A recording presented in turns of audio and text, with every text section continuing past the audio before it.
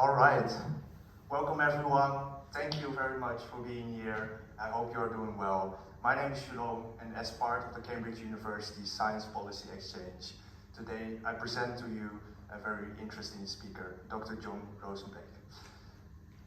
As a bit of context for CUSP, we organize various lectures, forums.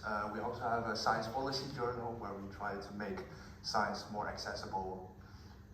We also have policy challenges where you work together with the Cambridgeshire Council to work on real-life stakeholder challenges, which is really exciting if you want to do something practical in the policy space. So, today, Dr. Rosenbeek. Dr. Rosenbeek is an associate professor at the University of Cambridge and incoming associate professor at the Vrije Universiteit Amsterdam. He is specialized in misinformation, polarization, and the misuse of modern technology.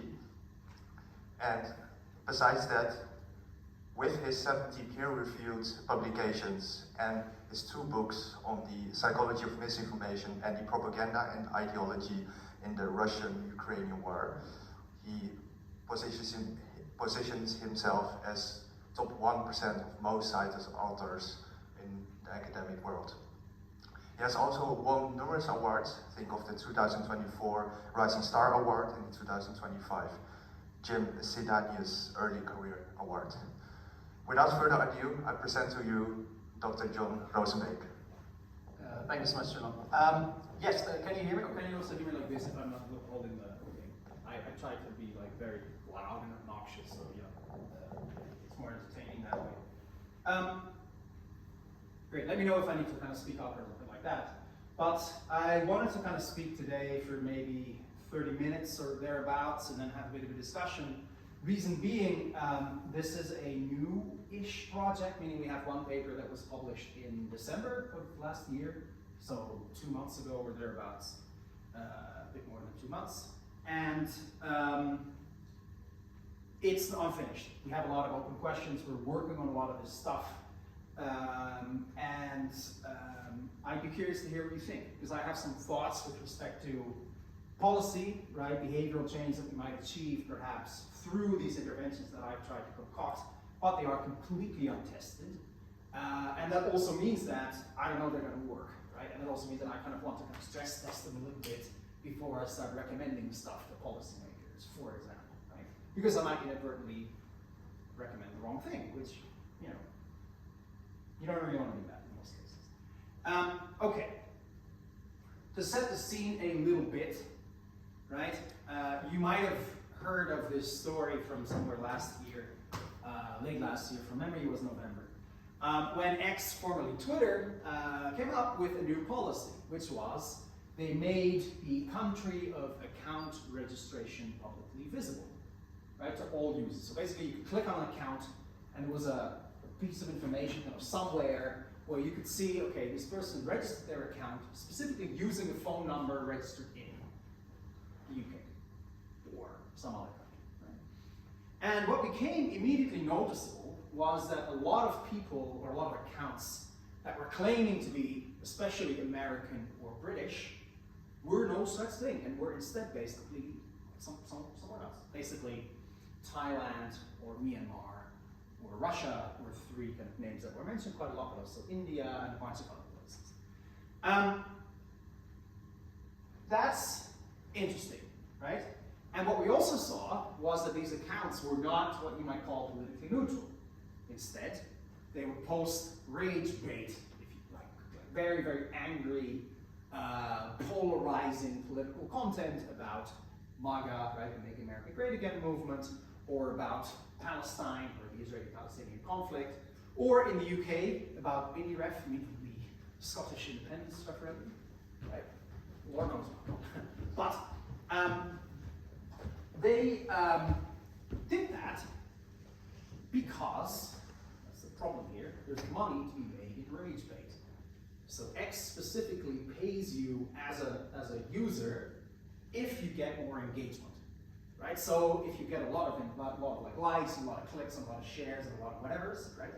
You can make money if you turn monetization on. Now, the reason to do that, right, for on X's side, on Elon Musk's side, is to motivate people to kind of create content on the platform, right? So that you attract more users to the platform and retain users that are already there for longer. Makes sense, but it also creates perverse incentives, which are less great. For example, you're creating an incentive for people to pretend to be from a place for which there's a lot of demand for anger-inducing political content. Reason being, we know that anger, moral outrage specifically, drives engagement, right? So really upsetting kind of political content tends to get more likes and clicks than the same political content phrased neutrally. That's, again, not great, right? If this happens kind of across platforms, but on X or Twitter specifically, this is very, very directly visible. And it's a way in which kind of psychology, right, like the way that, like the reasons why we share different kinds of content with each other, what goes viral and why, intersects with economics, which is to say, how people make money. This is just kind of one form of what you might call digital manipulation, or what I like to call digital manipulation, which is an umbrella term that I use for all sorts of illicit, kind of automated, inauthentic, or otherwise coordinated online activity, and undesirable content that we're seeing online that may or may not have kind of consequences that we don't like. Right? Very broad term, avoiding specifically the term misinformation, because I also want to include, for example, fraud under this umbrella term. Okay, that sets one of the C's. The second C that I want to set is the Epstein files, which you may have heard. Fascinating thing that happened with Epstein. So Epstein's emails were released by US Congress, right? Not all of them, obviously. There's some that are clearly being hidden for, well, it's a separate rabbit hole. But Jeffrey Epstein, for background, was convicted in 2009 for sex trafficking and got a famous sweetheart deal from the US Justice Department, getting off basically with house arrest, or spending like 9 days in prison, or some bullshit like that, right? Nonetheless, right, he was convicted as a pedophile and a sex trafficker, and he didn't like that, at least not the way that made him look, especially online. And so, he hired this guy named Al Seckel, who was at the time the husband of Isabel Maxwell, sister of Elaine Maxwell, daughter of Robert Maxwell. Robert Maxwell being the guy who invented publication fees for scientific articles. There's a lot of, again, another rabbit hole. There's so many rabbit holes here that are absolutely fascinating. Regardless, right, this Al Seckel guy, as you can see here, you might not be able to read it from the back. It's a bit, a bit far away, possibly. But either way, he sent this email to Epstein in 2010, 1 year after Epstein's conviction for sex trafficking. And what he explains in this email, very explicitly, is how he had successfully gotten a bot network to mass click links to other Jeffrey Epsteins, or Jeffries Epstein, whatever, right? It's a common enough name in the United States that there are multiple people named Jeffrey Epstein. And so he got a bunch of bots to click thousands and thousands of times these websites or whatever they might be of other Jeffrey Epsteins. Why? Well, that makes the Google ranking algorithm think, oh, that's a very popular website, I should move that up in the rankings when you Google Jeffrey Epstein, right? And he writes to Epstein, quote, now, if you type in your name, you will see endless pages of Google News about every other Jeffrey Epstein, but you will not find any more news articles about you. Even if you type in your name plus pedophile, a direct search, no documents will turn up. How did he do this? We did this by creating massive amounts of links, search engine parameters to all the other Epsteins and so on. In other words, when we talk about digital manipulation, there are many tricks that are that you can use if you are so inclined to not only spread misinformation or disinformation or scam people out of money, but even to kind of hide uncomfortable Google search results. Have to be noted that this is 2010, right? This is a while ago. There's a fair chance that the same methods don't work anymore today. But what is definitely true is that Google is running a race against these people and is not exactly winning it, as I will get to. How do I know that? Well, this is one. This is a study from 2024. I don't have the most recent version. Where they wanted to look at the percentage of internet traffic that consists of bots. And they distinguish between good bots and bad bots. Right? And good bots are very simple, like a Google Scholar citation tracker bot, right? Simple thing. A chatbot is usually a good bot, right? All sorts of reasons why you might design a bot and deploy it somewhere online for perfectly benign reasons. Those are good bots. Then we have bad bots, which are like these Epstein bots, right? Like those are definitely bad, I think, objectively. But also, if you've ever tried to buy, tickets to a Taylor Swift concert or something, right?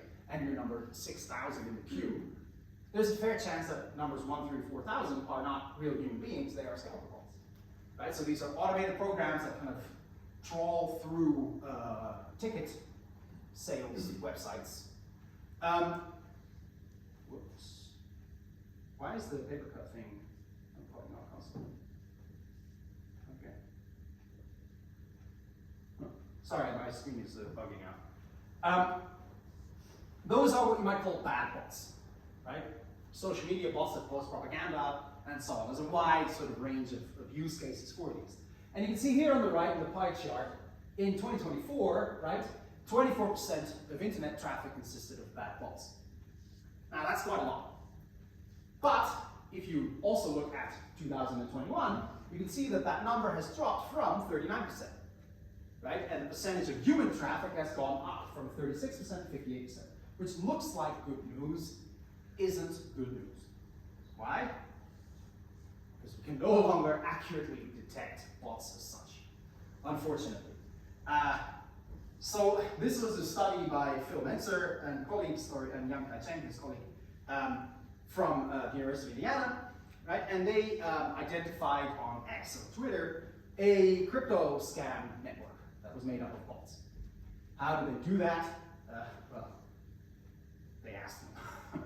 At the time, you can still do this probably for the least sophisticated kind of bot networks, but at the time, what they basically did was they were like, are you a bot? And the LLM is like, yeah. Right? Easy enough, right? Again, this doesn't work anymore for more sophisticated LLMs nowadays, but still. And so they had about 1,100 of these accounts that they identified through self-repeating messages, and then they have this tool called the botometer, which is an algorithm, if you will, that kind of uses certain characteristics of accounts to identify them as bots. Yes and no, right? More or less. And again, like I trust Phil Mentzer, he's good at his job, right? He is one of the world's best. He may not have access to all of the world's greatest data that, for example, is available internally at these tech companies, but regardless, he is very good at this. And they were absolutely unable to identify these accounts as bots.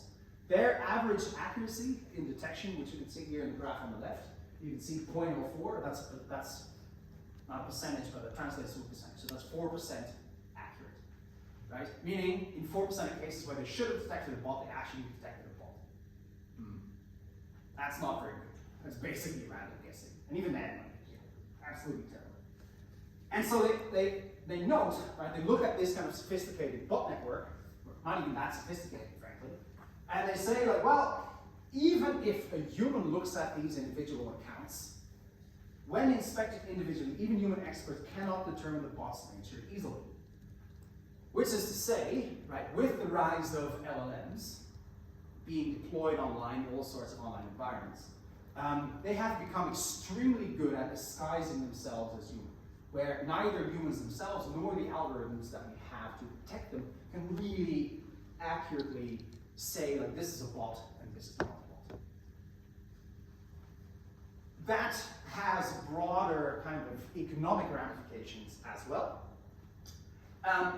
And that plays out quite kind of seriously, I would say in a serious manner, in this particular case, which is a comment that we just published in Nature, talking about the weird publication process over there, it doesn't really matter, disaster.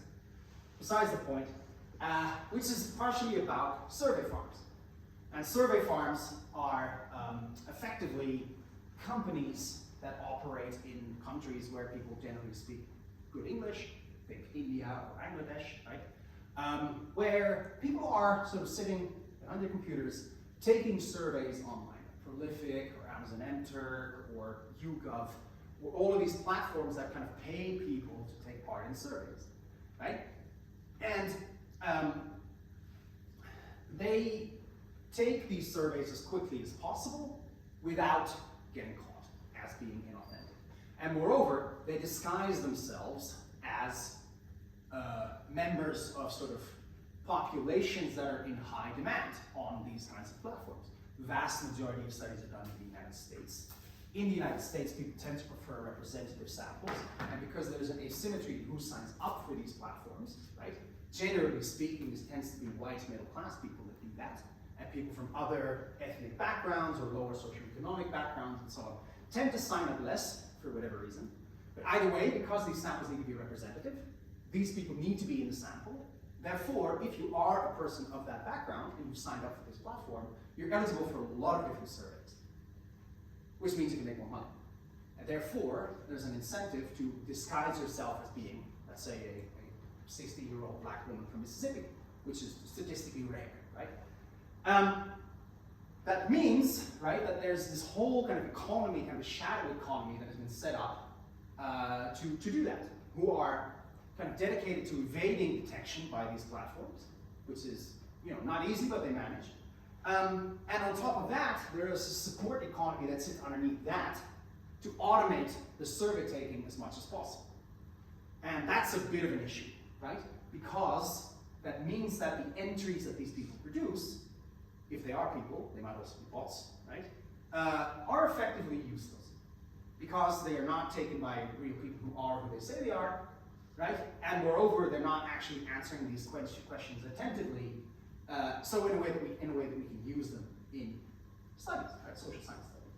And in this comment, we point out, well, this whole problem already existed, but it's getting further democratized by AI agents, which are extremely good at taking these surveys and evading all possible detection traps.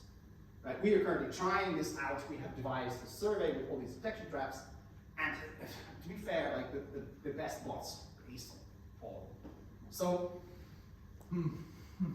that's not great, right? Okay. More broadly, right, like there are some warnings in this field against what you might call malicious AI swarms, which are swarms of bots that in a coordinated manner try to persuade people this, that, or the other, or try to promote scams and so on, right? And there was this very cool study by Lukasz Olejnik from King's College London, which is still up as a preprint. I'm sure they publish soon. This is extremely cool, where he programmed a bunch of propaganda bots on his laptop. And he argued that with a local LLM that you have running on your laptop, you can do this. Like, you don't need good hardware. You can do this with a laptop that is okay, right? With a pretty low quality base LLM with a bit of prompting. That's all you need to do. And he demonstrated this, and if he can do it on his own laptop, then surely, like, plenty of people can figure this out on their own as well. Right. And that's, again, I'm trying not to paint a too bleak a picture. I don't think that everything we see online is just bots. What I am saying is there's a lot of uncertainty around kind of how much of the content that we're seeing online is genuinely produced by real people. Okay, can we do something about that? Well, generally speaking, let me just quickly check the time. Yeah. We can distinguish within this realm between system level and individual level solutions. System level interventions are those interventions where you might make changes to how we consume information, right? So for example, there's now actually kind of a crop of studies coming out recently in the last couple of weeks, which is fascinating, about what happens if you change the recommender algorithm for someone. Right? What happens if you reduce the amount of polarizing content that they see? Do they become less polarized and less angry and so on? The answer is yes, kind of, which is great. Right? But there, right, the individual is not really expected to do anything. It's just the systems that they are using to communicate information undergo changes that then have kind of downstream outcomes at the consumer level.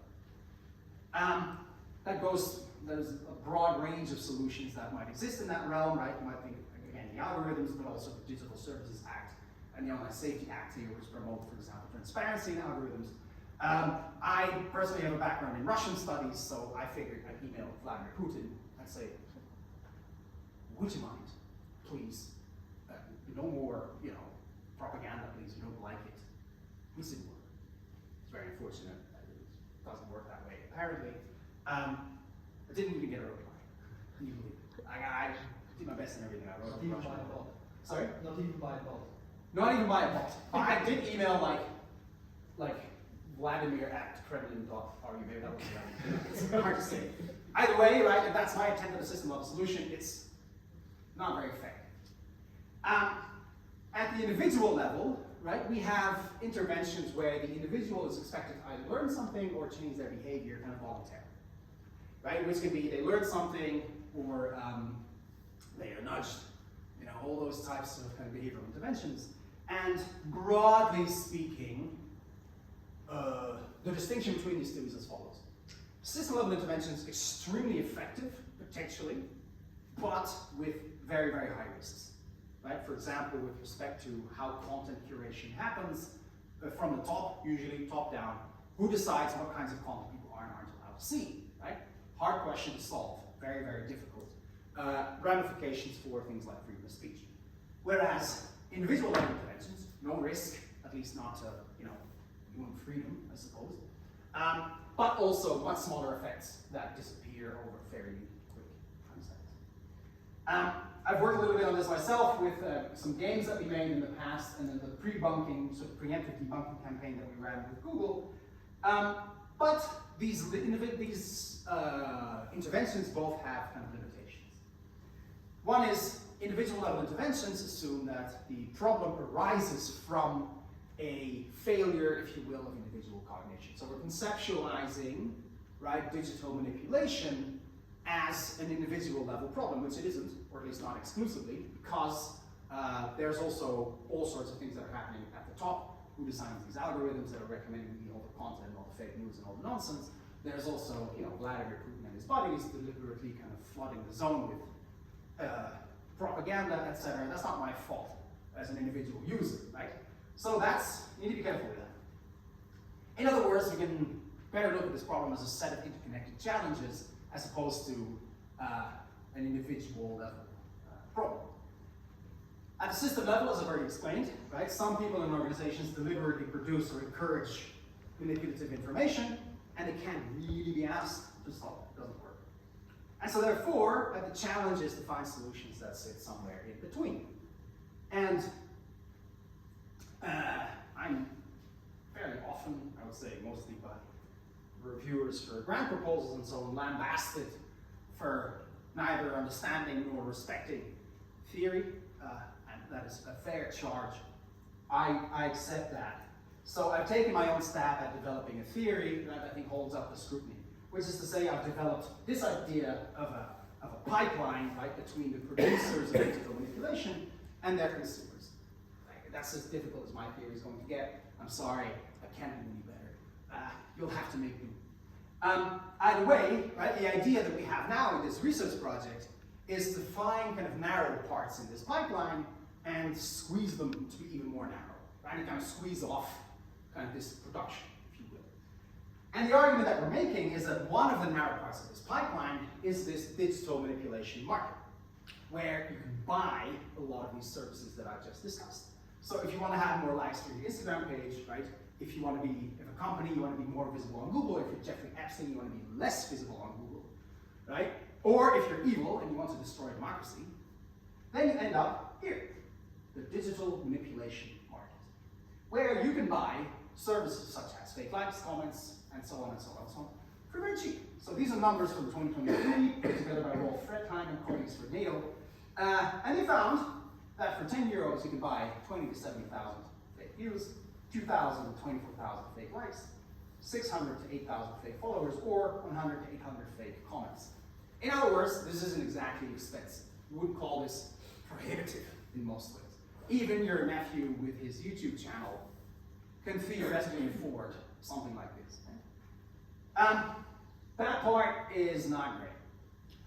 Where do you buy these types of services? Well, they're on websites. It's not the dark web or anything. It's just normal websites. They're not illegal.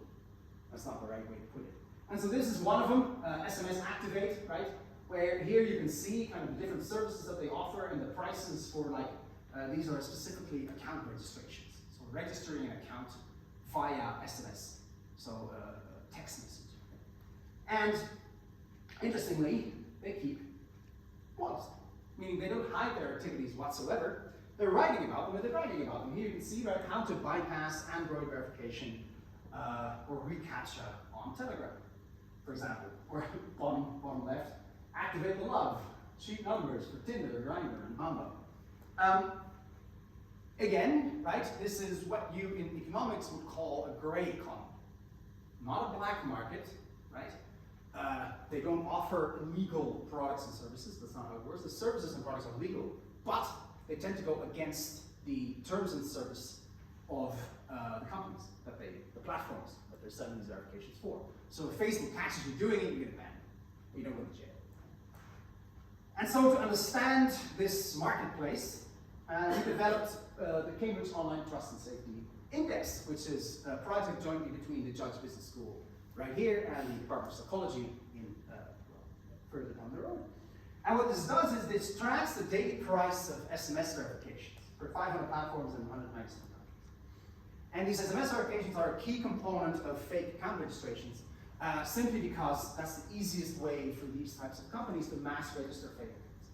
So what they do is they basically buy up SIM cards in bulk, either eSIMs or physical SIM cards.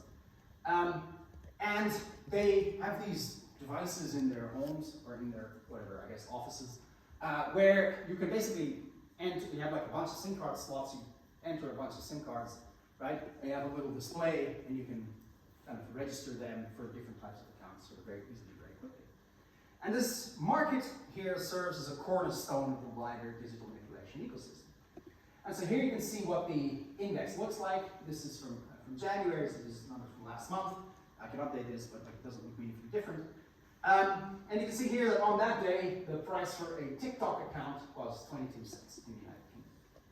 Right, you also have a timeline, which you can see here, right, where you track the prices over time, more on that in a bit. And we collected 1 year of data from this index from July 2024 to July last year. And we did a bunch of calculations, right? And so the first one that we did was we calculated which countries are the most expensive for digital manipulation. And they are, by a mile, Japan, Australia, Turkey, and Malta. Does anyone have any idea why? Yes? Do they need the actual personal identification when they register SIM cards? Correct. Exactly. Yes, you need to show proof of ID in Australia and proof of residency in Japan. Right? It's a really, really high barrier to buy these kinds of SIM cards. So if you travel to Japan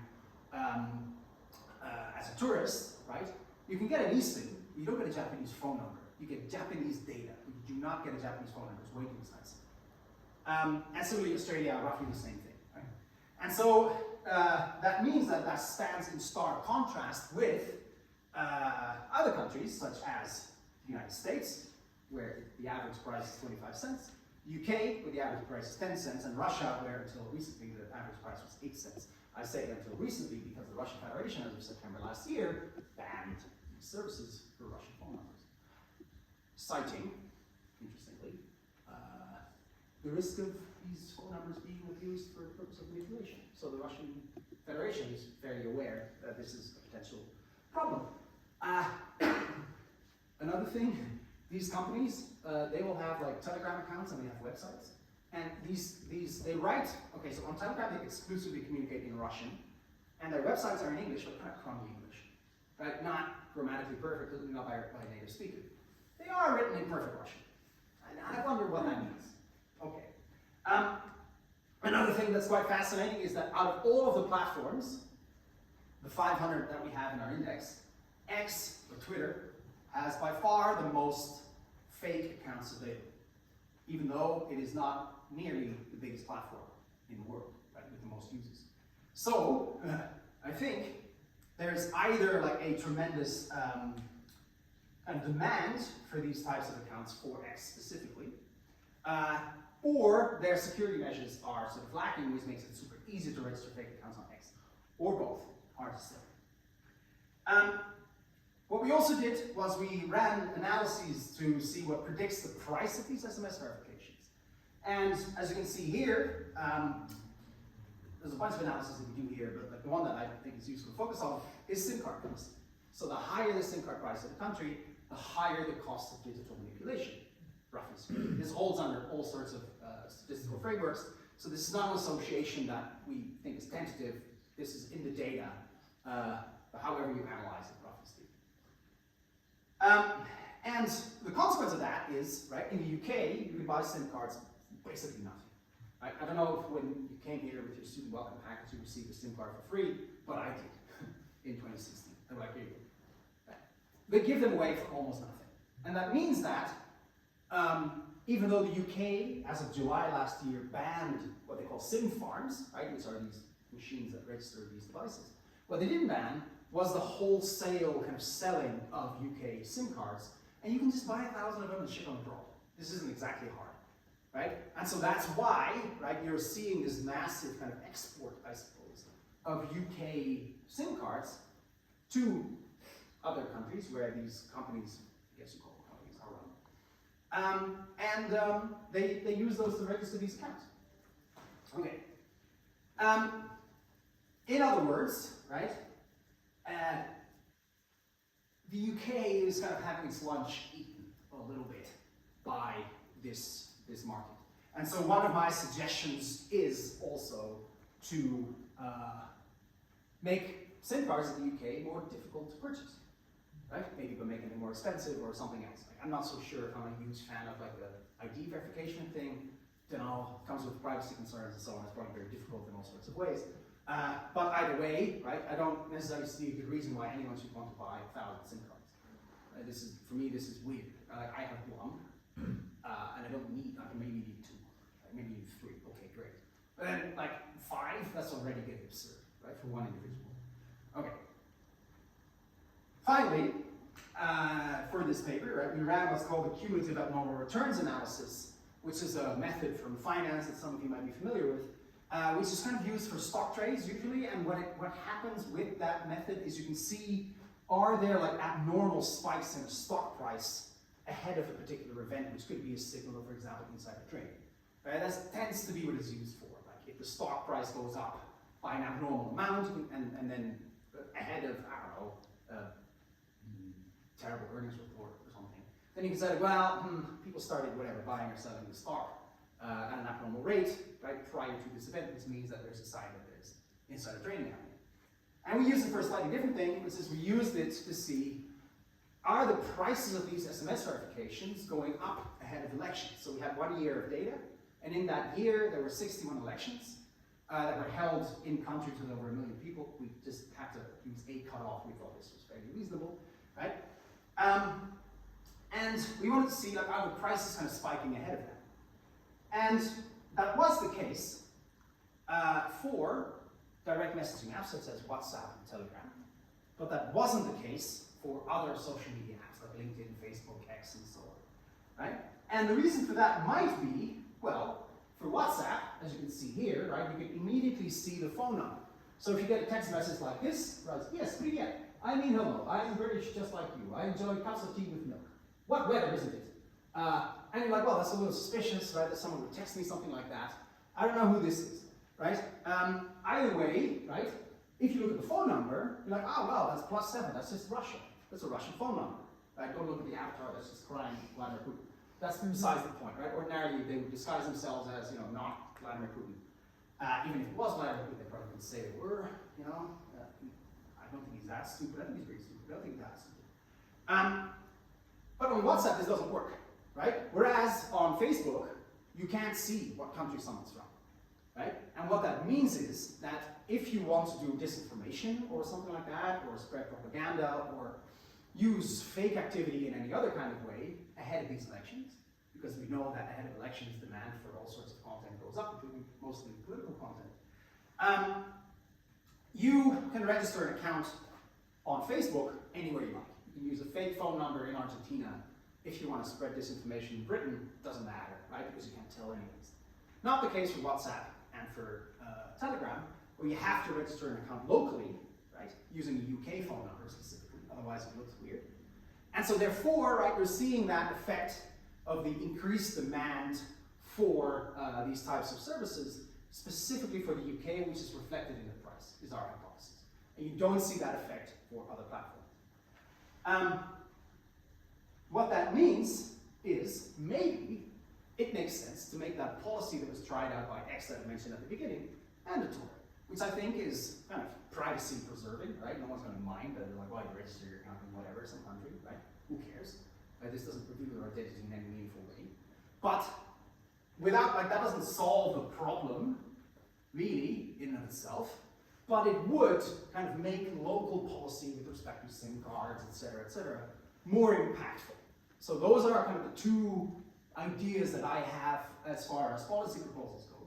But I'm curious to hear your thoughts in the next 20 minutes or so, but not before I thank all of these people, my collaborators, and if you have any questions, that's my email address. So thank you.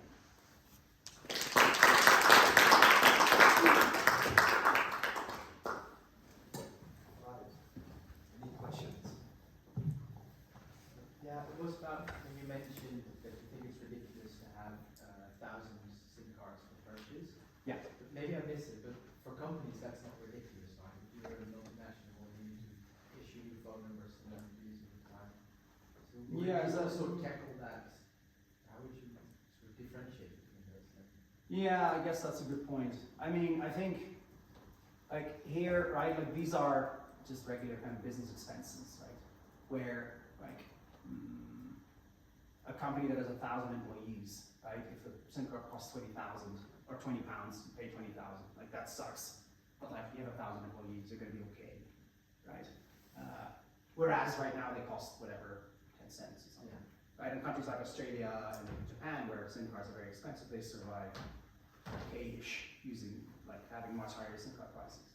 So I don't think it's like an externality that is unreasonable, if you will. But you're right, that is a use case that is more legitimate. Yeah. Yes. Actually, jumping onto that, I was thinking that if I was having like a mental debate about, what happens if companies want that, but isn't it easier to do background checks if it was corporate to corporate contract? And also maybe you can have discount if it was companies. I feel like there is a way to put a sub clause in the mandate to make it like, if it's a big contract, because I assume the phone company, SIM card company, I don't know, they will have incentive to decrease the price for SIM for large contract. You can do that, but maybe on the side of government, they require certain level of background check. Yeah. Is that possible? Is Yeah, that it seems something reasonable. mandatory? Yeah, I mean, like that, you can do that. The downside of that is that you're introducing additional layers of bureaucracy, which is, I mean, sometimes that's a good thing, right? And sometimes it's like the simplest thing is just to raise the price. And then the companies eat the additional costs, but whatever, like world's smallest vitamin, I don't really care. It's my personal opinion, right? I say that kind of facetiously, I suppose, right? But something worth exploring. But yeah, you're right, like that can also work where you're just mandating like, well, if you're selling SIM cards, if you're selling more than X of them, right? However many, then you have to follow certain rules. Yeah, that's also reasonable. Yes. Thanks for suggestions. I do have some comments about like basically like an advocate in the army. So like my comments is actually about like on the use of like enterprise. I think there is a lot of IoT devices that require SIM card connections. So literally like every sensor will have one SIM card. So like there would be a massive amount of SIM cards required by these companies. And registering a company is not necessarily that hard and that expensive in this country. Like if you go to company house, you pay like £20 or something like that. And you can register a company. So like if there are some like perpetrators who decide to make some problems using like different phone numbers, then like there are a lot of ways to navigate through this problem.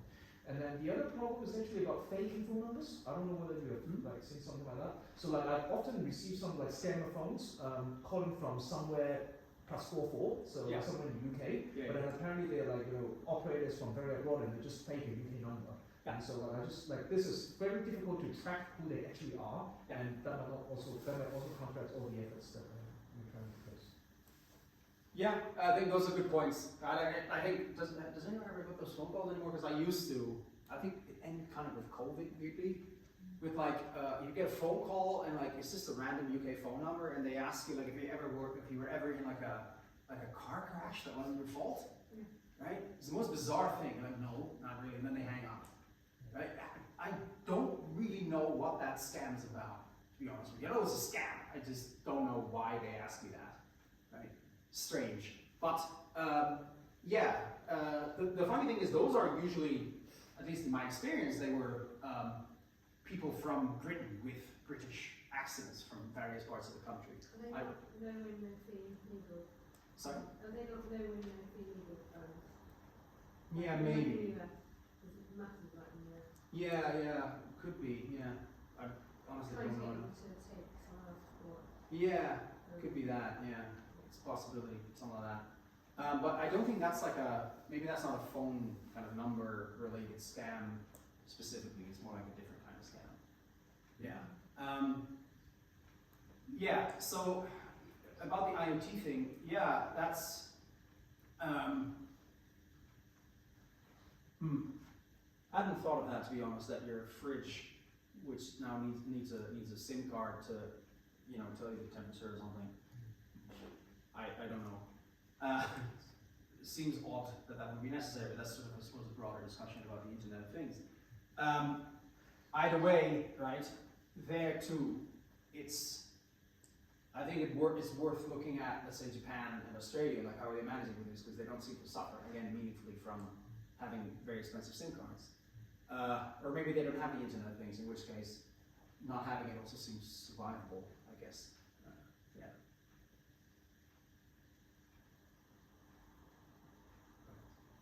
I've got a question. So you very quickly moved past the interventions, the Yeah. debunking and debunking interventions, but could you just say a little bit more about them?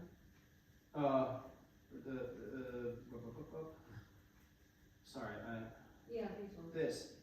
Yeah, so basically the broader idea behind this was kind of digital literacy building. And we started with this in like 2018 or thereabouts, with these games on the left, where I think this wasn't particularly sophisticated, at least not for me. I mean, there were definitely sophisticated people involved, I just wasn't one of them. When I was involved, not sophisticated.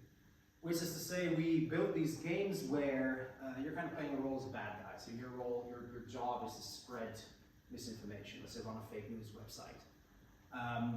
And the idea was that in so doing, you kind of learn the strategies that are often used in the production of this type of information, broadly defined misinformation, let's say, or other types of content. Like why would you, I don't know, write an emotional headline over a neutral one, for example?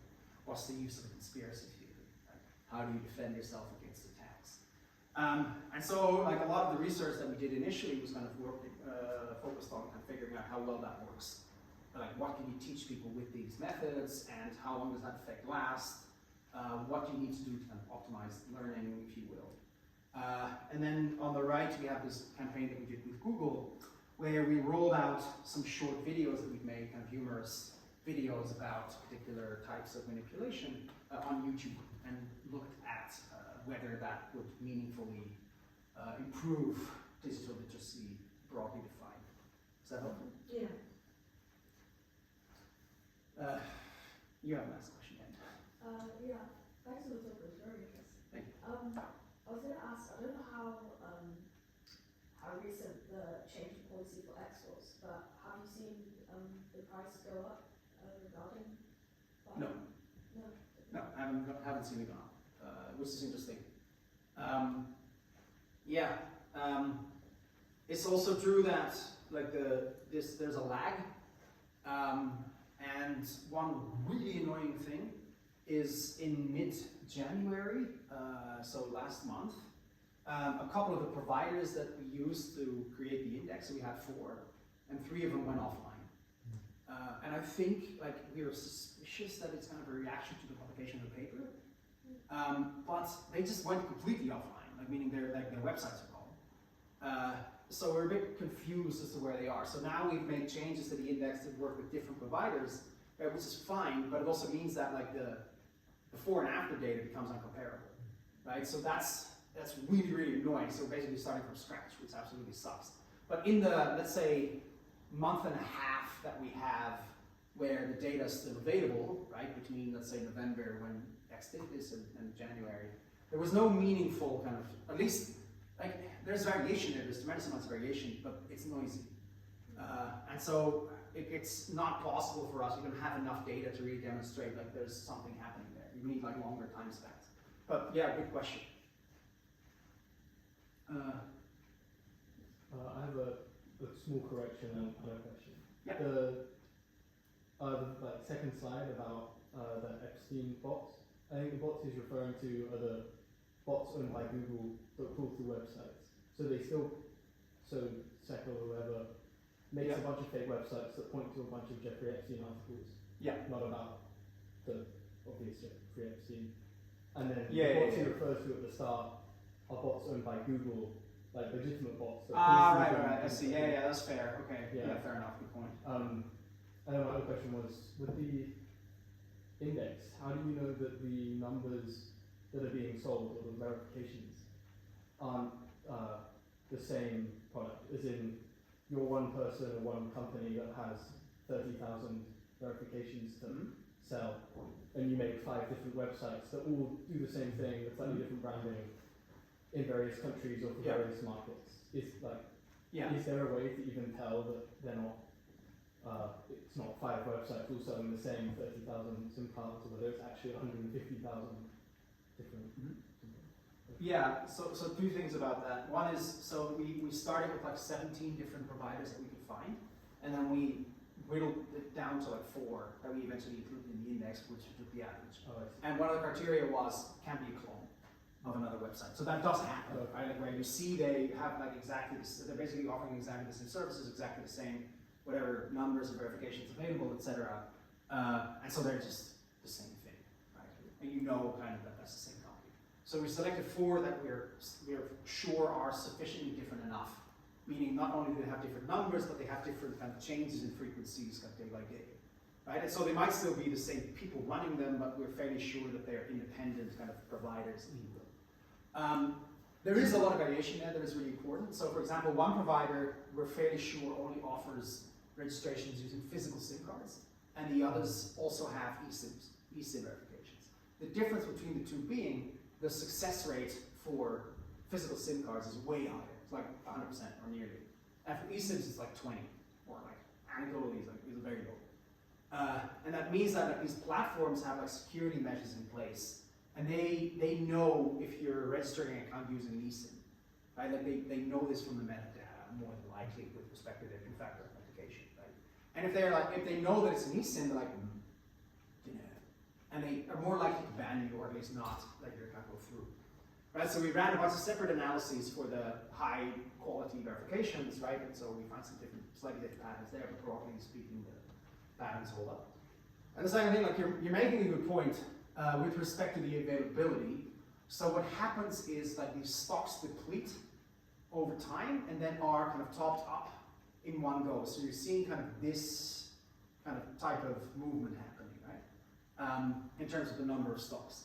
Which means that you have to kind of quite carefully analyze like what happens with respect to how many stocks are available, right? Because effectively what you're doing is the number you're taking for like a number of stocks being available is the top-up amount, basically on a given day.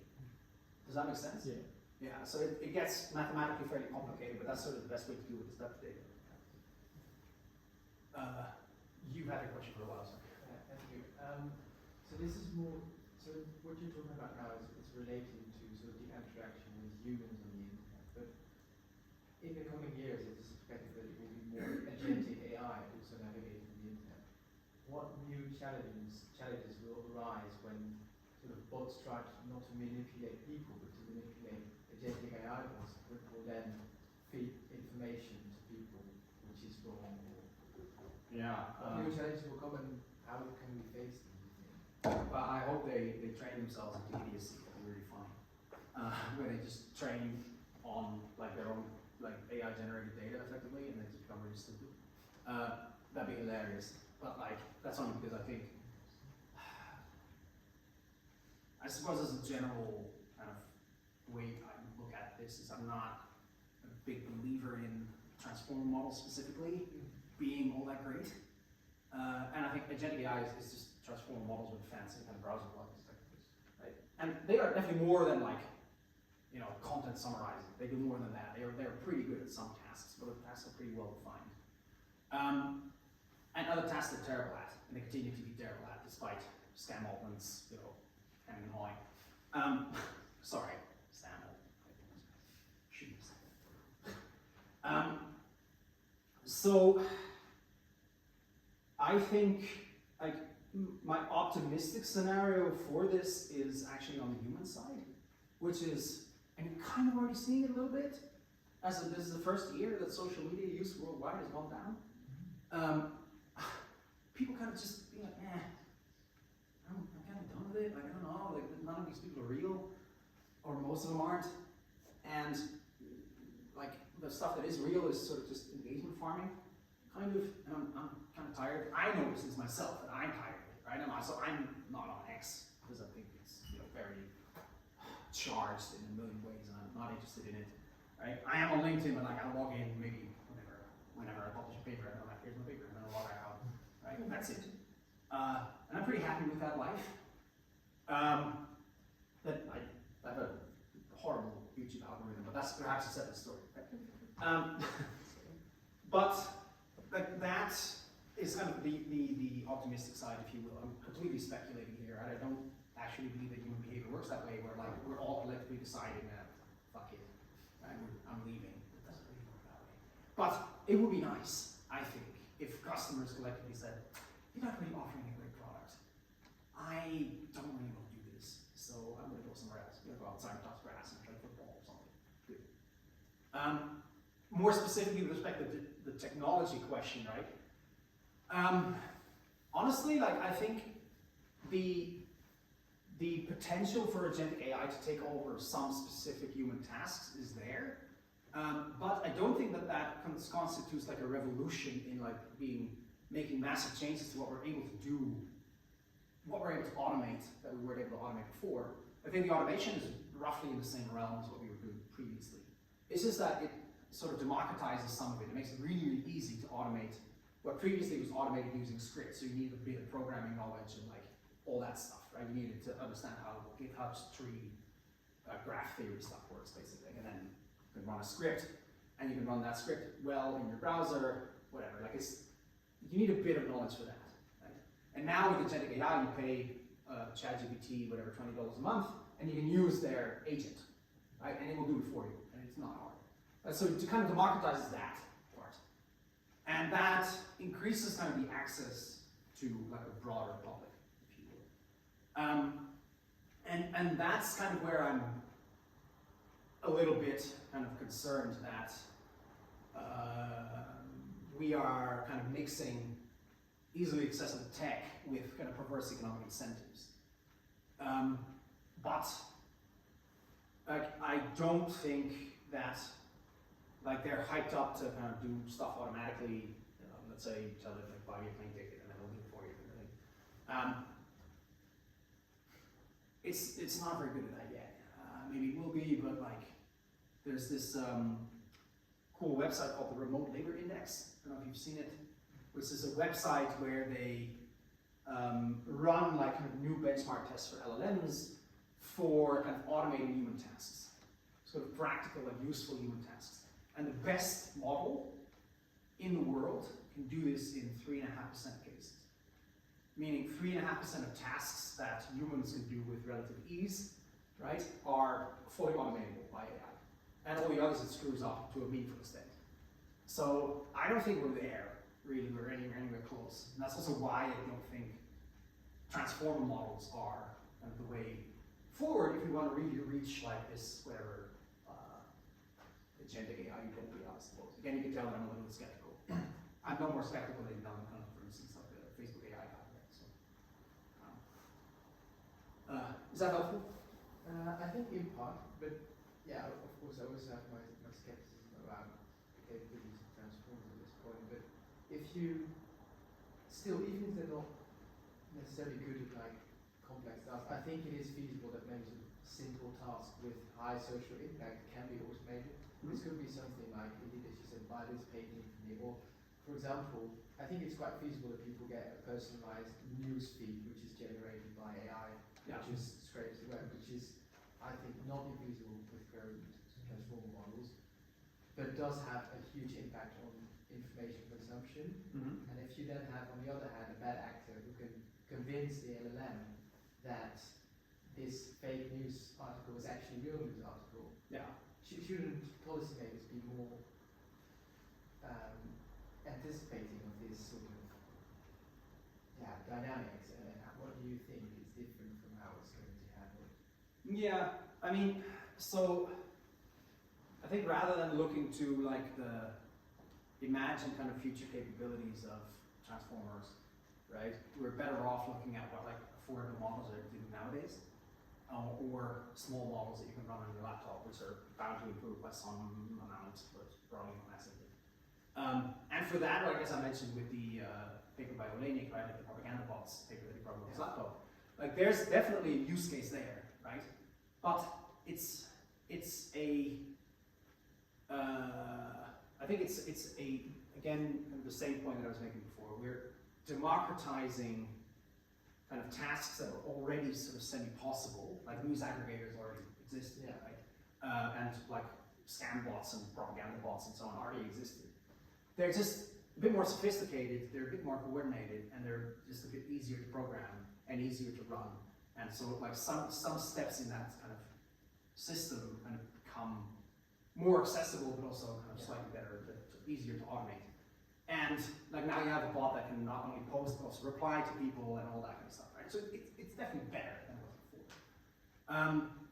But I think, yeah, so that's kind of my view on it. Like I don't think it's a radical departure from what we were able to do, but it is definitely like something to be concerned about for sure. Yeah. Yeah, that answers it. Thank you. You had a question as well? I was originally just asking if like using the Microsoft authenticators or like the Google authenticators for like the 2FA is better than like using phone numbers. I don't know whether if we change to those software, we'll be able to have a little bit of the all the scams Yeah. using phone numbers. Yeah, like right now, like all of these platforms retain the option for phone SMS verification because other things are just not accessible in a lot of countries. Sure. Like, for instance, if you want a Facebook account in Uganda, let's say, right? Very often, like, you just have a phone number with it. Like that. That's why it continues to exist. They want to make sure that as many people as possible can sign up, right? And how do I know this? Like, I applied to like grants from the European Commission. They have this login platform online, right? And it is hell because you can no longer use your phone. You have to use some app, and it never fucking works. And it's always like you have to reset it. It takes another day.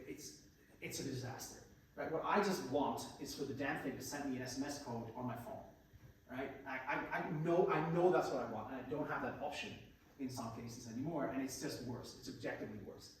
So, right, like there's also that, right? Like it just works really well. It's a super reliable method of verification that you can't really get rid of without people getting really annoyed.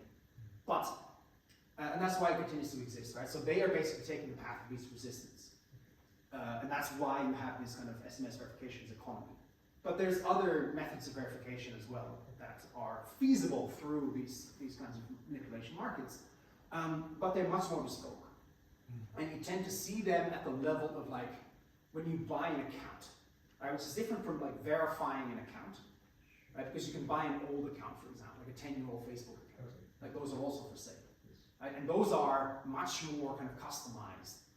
Reason being, right, a 10-year-old Facebook account is very unlikely to get banned by Facebook, and also already has some followers and has a network and so on, right? So those are worth more on this marketplace, generally speaking. Yes. Question. So one was about the game video thing that you Yeah. created. Would like a teenager be an appropriate audience for that? I was wondering how children friendly, if I'm to recommend this, Oh. how accessible it is. Yeah, teenagers is fine. Yeah, we tested it when it comes to teenagers. But you haven't tested it on teenagers, other teenagers yet. We have. On under 18s? Yeah, 16 to 18-year-olds, but in Sweden. Yeah. I'm happy to send the paper for that, but yeah. Yeah, there was a Swedish kind of set of classrooms where we tested the games that was part of the MediaPGC curriculum. As in country, Sorry? different country. The games. Oh, Specifically. okay, okay. Yeah. And we're currently working with some schools in Cambridge. Yeah, right. So that's Sanders' kind of ongoing work. Yeah, but that's happening sort of right this minute. The second question was on one of the things I'm trying to learn. So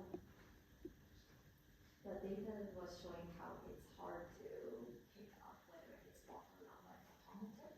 That one had on the left side, there was, these, it was interesting because it tried to classify different type of way, I guess, just a classification on the Yeah. scores.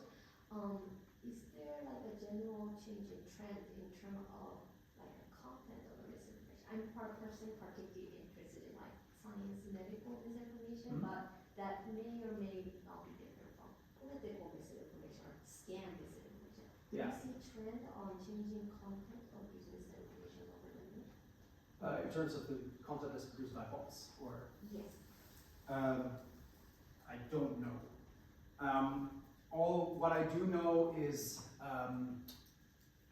like there are these networks of kind of bot accounts that we know are just kind of generally spreading disinformation, right? And they kind of keep getting replaced and replenished, if you will, after they get banned and that kind of stuff. And the curious thing about those is they are kind of topic agnostic, which is to say, like famously a couple of years ago, like there were like all these accounts spreading misinformation about COVID-19. Then, almost exactly 4 years ago, right, with the start of the invasion in Ukraine, they went dark, right? They stopped posting, and then a week or two later, they re-emerged to start talking about the war in Ukraine all of a sudden. Same accounts, right? So Melody Schreiber at The Guardian noticed this, for instance, so she did a whole report about this in The Guardian. This is very interesting. And so there you can kind of infer what's happening, right? And there's a state actor more than likely running these accounts. Whether it's real people running them or whether it's bots, doesn't really matter, right? But either way, they were given instructions post about COVID. Why? Topic du jour, it pisses people off. The goal is not to persuade, but to confuse and to polarize and all those kinds of things. And at the moment, right, at that time at least, the most important topic for them was COVID. Because they would feel at the time that that was the issue that would be most likely to polarize people and so on and so on. And then obviously the war in Ukraine came out, well, we need to switch tack, we need to start talking about war in Ukraine. So I think specifically from the point of view of like state-driven disinformation, right, which in part is bots, in part is fake accounts, in part is real news outlets, or real but like propaganda outlets, but disguised as real outlets. They don't have an ideology. That's not the right way to look at it. They don't care about science, they don't care about COVID, they don't care about Ukraine, they don't care about anything. Right? They care about the strategic goals of the actor behind it. And the decisions that are made with respect to what kind of disinformation is spread are strategic, not ideological. Right? If it's about LGBT rights, they don't care about LGBT people at all. They care that people in society are split on this issue. Right? That's why they spread disinformation about LGBT issues, right, et cetera, et cetera. So that's kind of the way to look at it, I would say. Yeah. All right. Thank you very much for your very engaging questions. I hope this session was really helpful. And thank you again, Dr. John Rosenbeek, for Thank a you very so much. timely and relevant talk. Appreciate it. Thank you so much for coming.